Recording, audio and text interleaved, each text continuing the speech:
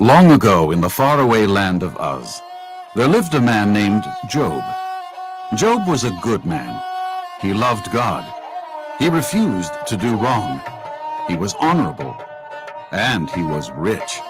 He had thousands of sheep, camels, oxen, donkeys, and servants, and 10 children. Job was the greatest man in the land, and everything in his life went smoothly. Meanwhile, Satan took notice. He complained to God about Job. He only serves you because you give him so many blessings. If you take away Job's blessing, he'll curse you right to your face. God then told Satan to do with Job as he pleased, but on one condition: he could not harm Job.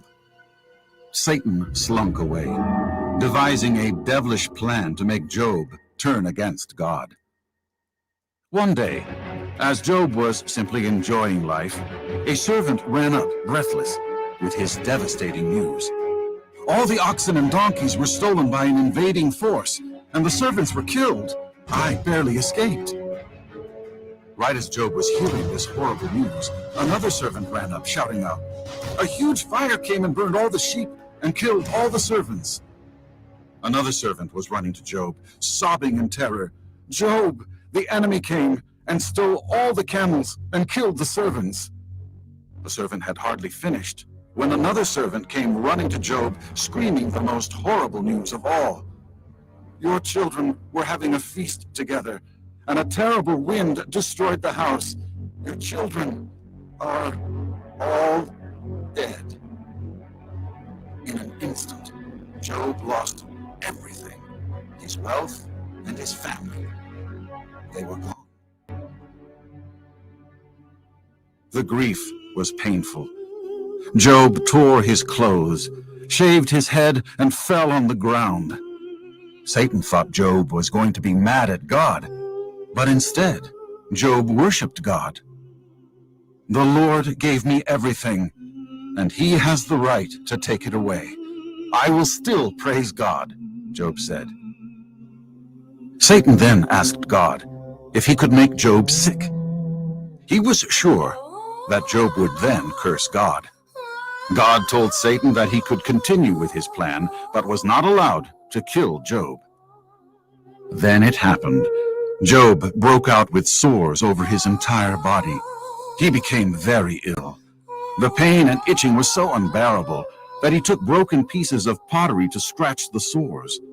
Job's wife was of no help at all. She came up to her husband and growled, "You're still trying to do good? Just curse God and die." Job did not sin. He continued to worship God. Even Job's friends started to turn against him.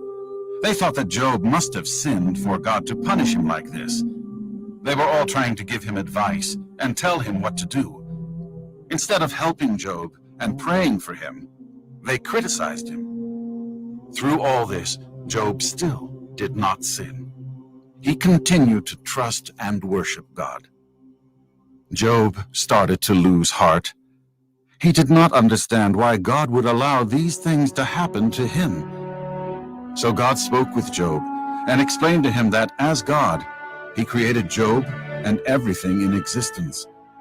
As God, no one had the right to question him or his decisions, even though it may not make sense. God was trying to show Job a valuable lesson. Job responded in the only way possible. He worshiped and he repented. Eventually, Job's suffering stopped. Satan's plan did not work. Job still loved God. God was so pleased with Job that he healed him and gave him back everything he lost. This time, he blessed Job with more children, wealth, and possession than he could ever imagine. Job even lived until he was 140 years of age. The end of Job's life was even better than his beginning.